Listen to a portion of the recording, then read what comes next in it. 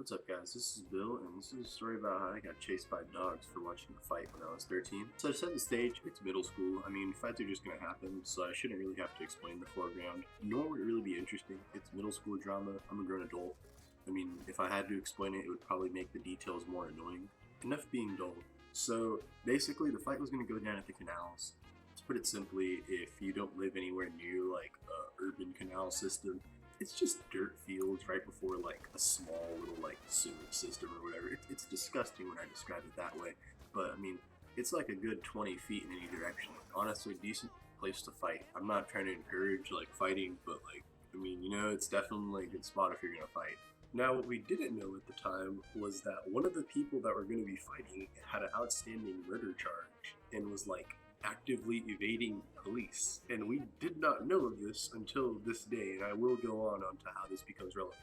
So 3 o'clock rolls around, school's out, and I go around looking for my buddies. We're going to call them Kevin and Travis, just because I don't want to put out their real names, but they'll know who I'm talking about. So me, Kevin, and Travis start making our way to the canals, and we find our buddy that we know that I mentioned earlier with the outstanding murder charge. Mind you, neither of us 3 knew, but we all find him, and we start following him to the canals, and we just start asking him about how everything's going to go.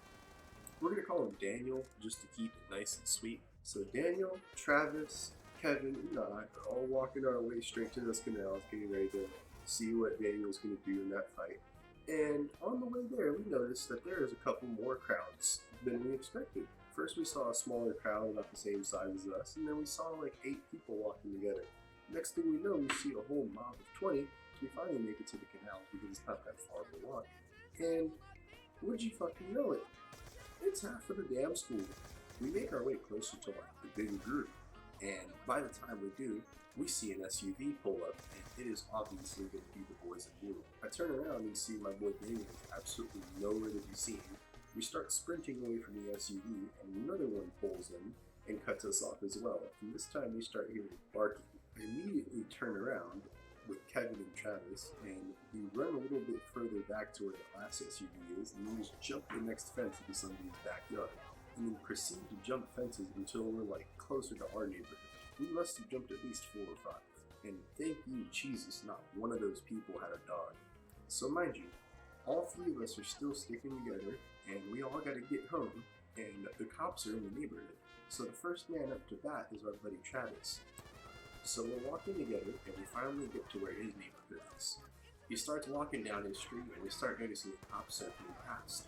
So we start scrambling.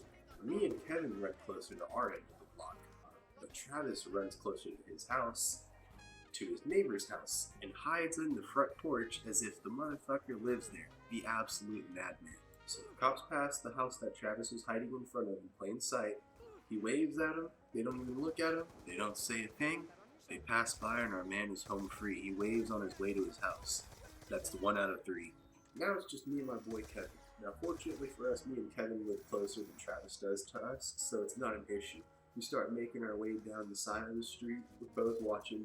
I'm in charge of looking down the street. He's in charge of looking behind. He makes it to his house. We're A-okay. And since I'm the furthest away, I'm pretty much the safest because they're not even going to be searching my area if they're not searching theirs. So the boys made it home free, fortunately for ourselves.